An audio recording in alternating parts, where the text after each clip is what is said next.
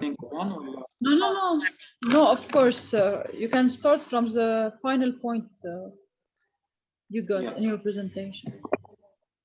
Can you see my screen? Okay, we've reached here.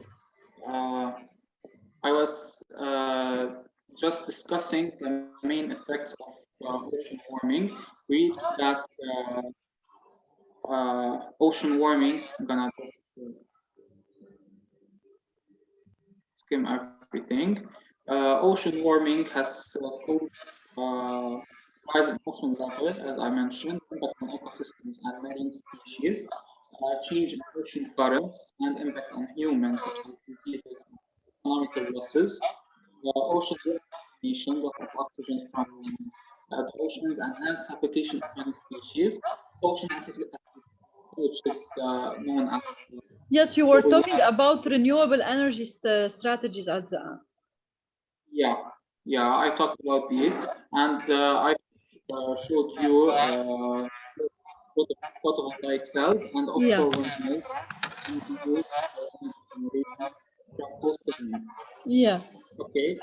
Here also I mentioned some strategies in order to reduce emissions from wine fisheries because they account for almost 40% of the world food sector production emissions. I also suggested use of adaptation for better efficiencies to reduce emissions, in addition to reducing speed and poor conditions or environments. This can reduce greenhouse gas emissions by 81 million tons, and also we can reduce emissions from aquaculture by uh, performing appropriate management of aquaculture project and performing environmental impact assessments and analysis in order to avoid any destruction of marine ecosystems and natural marine and natural okay, the final two strategies that we proposed is to maintain very natural carbon sinks. Due to the fast growth of aquaculture, carbon sinks are being destroyed. Ocean activities are harming marine environments. The main objective of preparing and maintaining natural carbon sinks is to keep the ocean as a sink for global carbon dioxide rather than turning the ocean into a global carbon dioxide source. So maintaining and recovering natural carbon sinks require implementation of marine conservation strategies and to reduce stressors such as wild fisheries, random wild fisheries, and random aquaculture planning, and to protect marine areas. Finally, carbon that is a good method in order to get rid of carbon dioxide from the atmosphere. It involves capturing, concentrating, and compressing carbon dioxide. After that, the compressed carbon dioxide is transported on site, which is the seabed. After that, it's injected to the geological layers. But, this method has some challenges, that on offshore carbon dioxide sequestering is much more expensive than on land. So just getting rid of carbon dioxide in the seabed is more expensive due to transportation. And another risk is that carbon may leak to the ocean. And as I mentioned, carbon dioxide may react with water accidentally, forming carbonic acid and hence making the ocean more acidic and making more species prone to extinction. Okay, now what is causing the change in the Arctic? Is ocean warming related? Now we will. Okay. In a way or another, ocean warming is definitely a cause of climate change in the Arctic. As I mentioned, ocean currents transport and spread heat throughout the ocean. Oceans are transporting more heat northwards to the Arctic Ocean due to ocean warming. Usually, mid-latitude, the heat transport has decreased due to weaker ocean circulation caused by less difference between temperatures and salinities. We know that in the mid-latitude, close to the equator, temperatures between the deep ocean and the surface are becoming close to each other, so circulations are becoming weaker. The Atlantic Ocean that flows towards the Arctic Ocean is gradually warming, causing polar precipitation. Heat originating from the bottom of the ocean is causing acceleration in glacier melting. So the ocean heat transport can be calculated through the following equation. As you can see, ocean heat transport is double integration of the derivative of ocean heat content with time. You know, ocean heat content. I gave you the equation here for the ocean heat content. We calculate ocean heat content through the volume integration of density, specific heat, and we have this thermal constant. After we calculate it, we derive it here with respect to time, and we subtract F, which corresponds to the residual of fluxes, which is the loss of heat from the ocean. It is also d phi by lambda, where phi is the latitude and lambda is the longitude. Just integrate the variation of ocean heat content with respect to the latitude and the longitude, and know how our oceans are transporting heat from the Atlantic Ocean to the Arctic Ocean. Okay. Now this model or represents the heat transfer between the Atlantic Ocean at the equator and the Arctic Ocean at the pole. Heat reaching the Arctic can be from ocean surface heat flux or from the deep ocean heat flux, as you can see. That it can be represented by this. As you can see, this arrow here. Heat can flow to the surface or to the polar. You can see that heat flux also between the ocean surface and the deep ocean is also represented by TD minus TSML, which is a surface mixed layer, and temperature TD. The change in the enthalpy of the surface mixed layer is given by the following equation, as you can see down, where the surface ocean heat content change in response with solar radiation incident here, the solar radiation incident, OLR, which corresponds to wave radiation, outbound radiation coming out of the ocean, the horizontal flux, the vertical flux between the deep and ocean, and we have also the forcing. What is forcing? Forcing is mainly represent the carbon dioxide changes in the atmosphere designated by the climate forcing curve. Since also the quantity of carbon dioxide in the atmosphere will definitely affect the temperature of the ocean. The change of the deep ocean content is illustrated in this equation, as you can see here. Del ED, which is the deep ocean by del T with time, only is altered by the horizontal flux and the vertical flux. The deep ocean is not affected by the surface conditions. Okay. So here, what are the other causes of climate change in the Arctic? Also, as you know, that ice is melting at the Arctic and is forming a freshwater layer at the surface of the Arctic Ocean. This is preventing heat from leaving the ocean, trapping heat in the ocean. This is leading the Arctic Ocean temperature anomalies. This is normal condition where evaporation is normal, but here we have less evaporation. Freshwater is creating a surface. This is affecting the weather pattern at the Arctic, since less humidity, less evaporation, and less humidity. Heat trapping in the Arctic Ocean is accelerating the ocean warming phenomenon. On the Arctic Ocean, it is trapping more heat, and this is a proof. Here you can see the temperature anomaly of the Arctic Ocean. You can see that it is very high. It can reach up to 2 degrees difference. This is measured on September 24, 2015. Ocean temperature anomalies of the Arctic Ocean are very high, even though it was found that the heat is reaching the seabed faster than other oceans, and trapping heat in the Arctic Ocean is causing additional vertical heat fluxes, which is accelerating the melting of ice. So this is a serious problem caused by ocean. Okay, now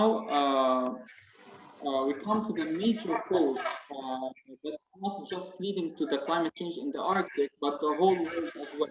We know that the Arctic and ice regions are trapping many reserves of methane.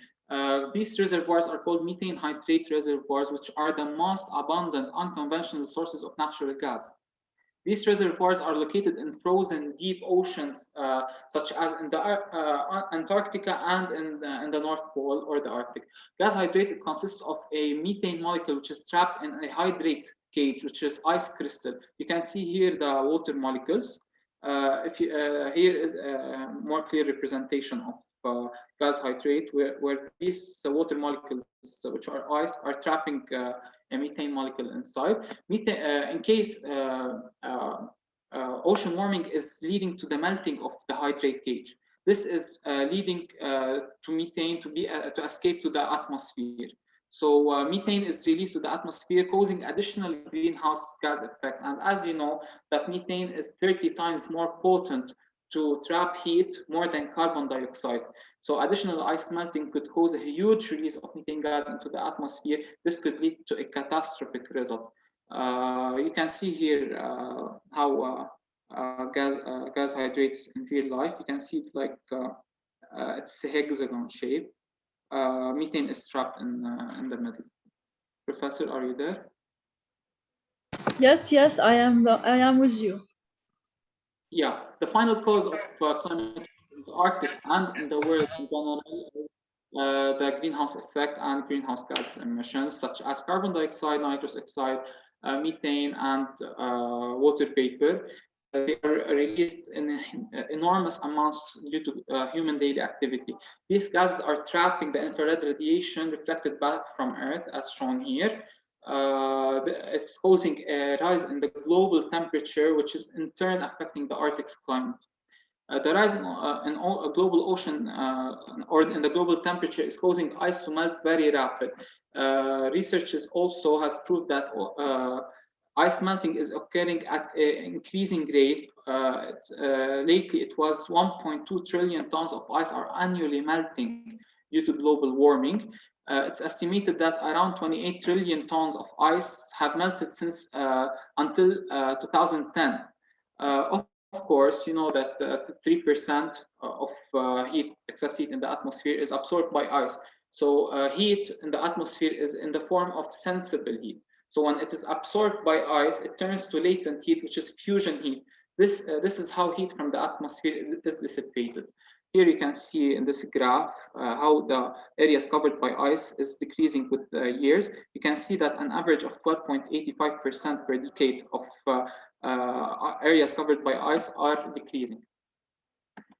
Okay, here, what are the proposed solutions to fight the climate change in general and the climate change in the Arctic specifically? Lately, a project between the United States and Japan has performed on methane hydrates. Methane hydrates, as you know, they are the most abundant unconventional sources of natural gas worldwide. So we should benefit from these sources. But production from these sources has many challenges. Among of these challenges, they require advanced technologies for production. And you know, when the hydrate cage melt, it causes the destabilization of methane when it brought back to surface, and it's released back to the atmosphere.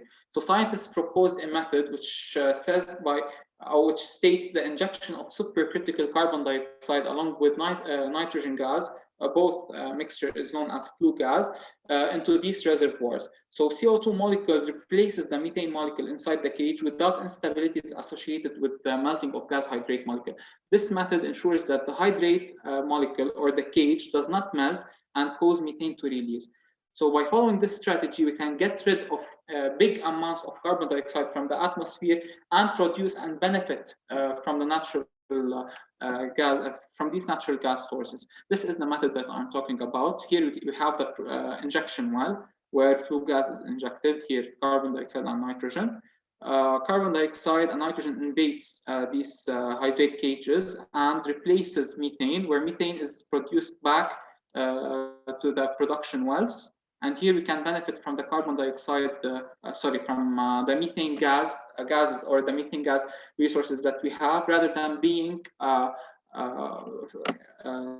leaked to the atmosphere, causing additional global warming. Another method is stratospheric aerosol in geoengineering. Scientists in 1992, I guess, has noticed cooling of the Earth's temperature by 0.9 Fahrenheit, which is unusual. This occurred after 1 year of the eruption of Mount Pinatubo volcano in the Philippines. So scientists just estimated that the volcano has erupted over 1 million tons of sulfur dioxide into the stratosphere. So they related the release of this enormous quantity of gas into the stratosphere with the cooling of the Earth's surface. So they came up with this method, engineering method, that proposes the injection of reflective aerosols into the stratosphere. This can be done by artillery guns, balloons, and other aircraft technologies. SO2, as you can see in this image, that SO2 released by these aircrafts can reflect back solar rays coming to Earth, and hence cooling the Earth's surface. However, this method is only efficient when it is associated with cutting or reducing the CO2 emissions. So this is a good method to apply above the Arctic, especially. Another thing is a marine cloud brightening. This method also is a geoengineering method, which proposes spraying seawater, salty seawater, to the clouds above the ocean. Salt in the seawater, it acts like a condensation agent, and it facilitates the condensation of water vapor into liquid. This will make the cloud more thicker and brighter. And of course, the thicker and the brighter the cloud, the more solar radiation is reflected back. This is a good method to apply in the Arctic and above the Arctic Ocean to avoid melting of the ice. But this method can change in precipitation. So it should be performed wisely. Finally, we have carbon filtering. This method, CO2 is removed from the atmosphere and buried underground in the seabed. It is known as carbon sequestering. Recent technologies such as the direct air capture has been developed by a Swiss company to capture carbon dioxide. The DAC consists of large filters. These filters catch air and chemically bond carbon dioxide to them. You know, these filters contain like chemicals on their surface, and carbon dioxide is bound to them. The only way to release carbon dioxide is by heating these filters. So CO2 is detached from the filters when heated and stored for burial or other uses. Iceland developed other technology called CarbFix, where carbon dioxide is turned into carbonate mineral. This technology is further illustrated here, where this is the technology here. These are the filters, they rotate. Ambient air comes into this machine, where carbon dioxide sticks to the filters, and then carbon dioxide free air is released. Here we have a geothermal power plant which supplies the machine with heat. After that, the carbon dioxide is detached from the filters, and it is mixed with water to form carbonate minerals, or carbon dioxide can be stored for further uses such as CO2 flooding in oil and gas. They pump carbon dioxide to push oil in order to produce further oil. You know, when the oil gets stuck in the rock, so they need gas to push oil and to increase the recovery of oil. So this is a method to benefit from carbon dioxide in the atmosphere. As a conclusion, based on all the research I've made, I found that greenhouse gases are the main cause of all the problems I mentioned in this presentation.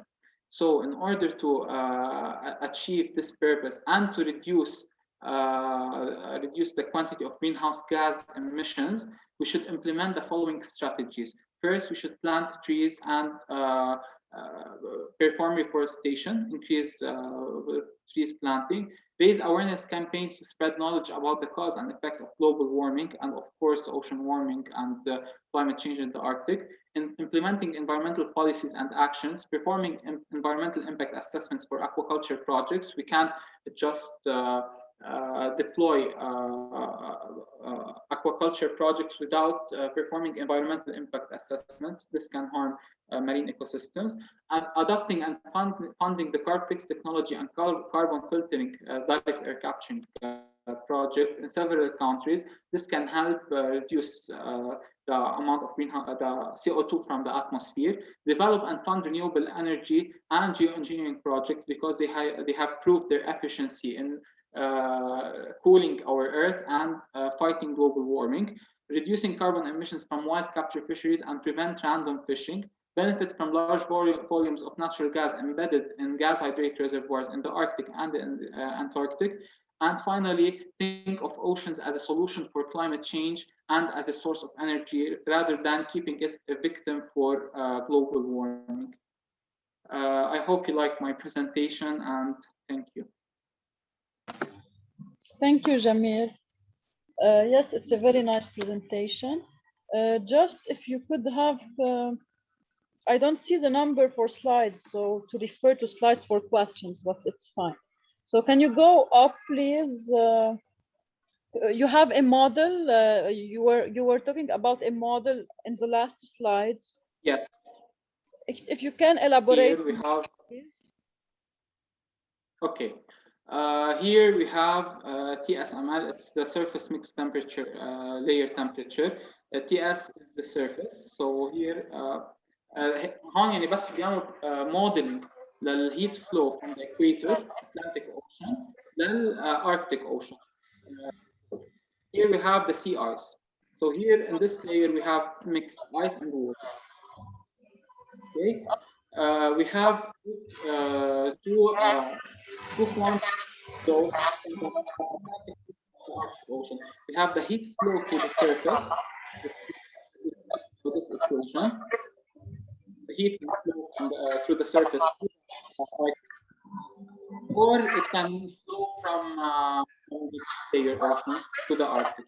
This here you can see the variation in the flow. You can see that the top layer we have low salinity. Why? Because we have ice melting. We have much water due to ice melting that have low salinity. Actually, when we have ice, it's slow, but it increases. Okay. Can you go up, please, a little bit in the slides?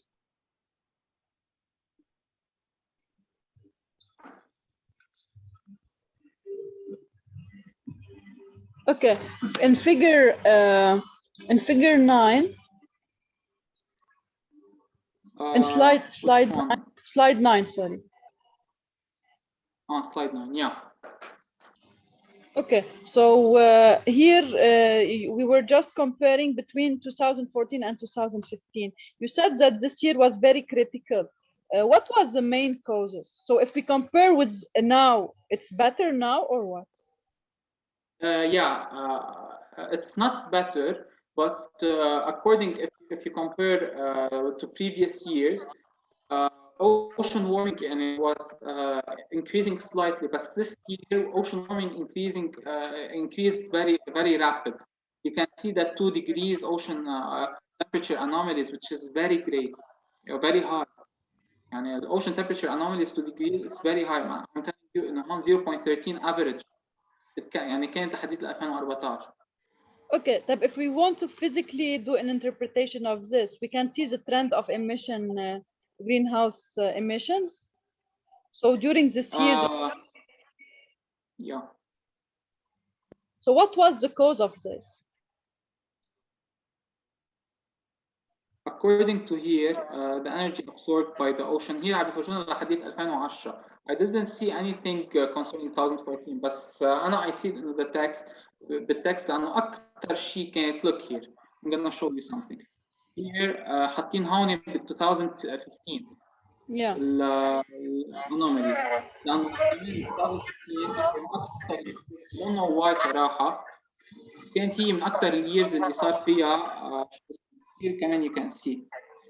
So maybe if we observe greenhouse gas emissions, their trend, we might have a high increase during this year, which can physically explain what was happening.